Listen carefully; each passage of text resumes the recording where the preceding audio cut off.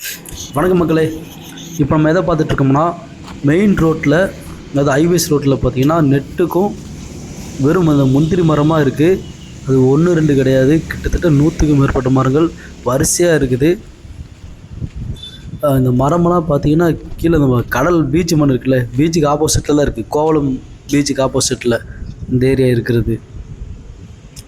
கோவளத்துலேருந்து ஒரு 3-4 கிலோமீட்டர் நம்ம நடந்து ஆட்டோ அது மாதிரிலாம் வரும். அந்த கோவளத்துலேருந்து சைடில் நம்ம ரோட்டோட பார்த்துக்கிட்டு வந்தாலே தெரியும், ஃபுல்லாமே முந்திரிக்கு தோப்பு தான். அது ரோட்டு மேலே தோடை மாதிரி இல்லை, தோடை மாதிரி இருந்துச்சு என்னான்னு தெரியல.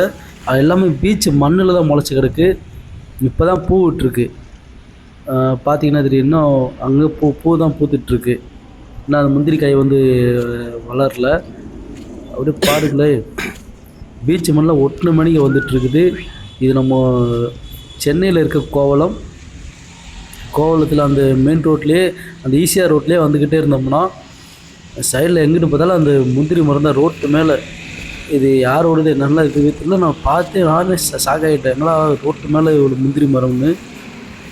இந்த முந்திரியோட விலை எவ்வளோ ஜாஸ்தி போயிட்டுருக்குது இப்போது. இந்த நேரத்தில் எந்த ஒரு பராமரிப்புமே இல்லாமல் ரோட்டு மேலே இவ்வளோ முந்திரி மரங்கிட்டு. நான் ஆரம்பத்தில் பார்க்கும்போது ஏதோ வேறு மரம்னு நினச்சேன். அப்படியே பக்கத்தில் வரதான் தெரிஞ்சிச்சு இது முந்திரி மரம். பாருங்கள், இது ஹைவேஸ் ரோடு.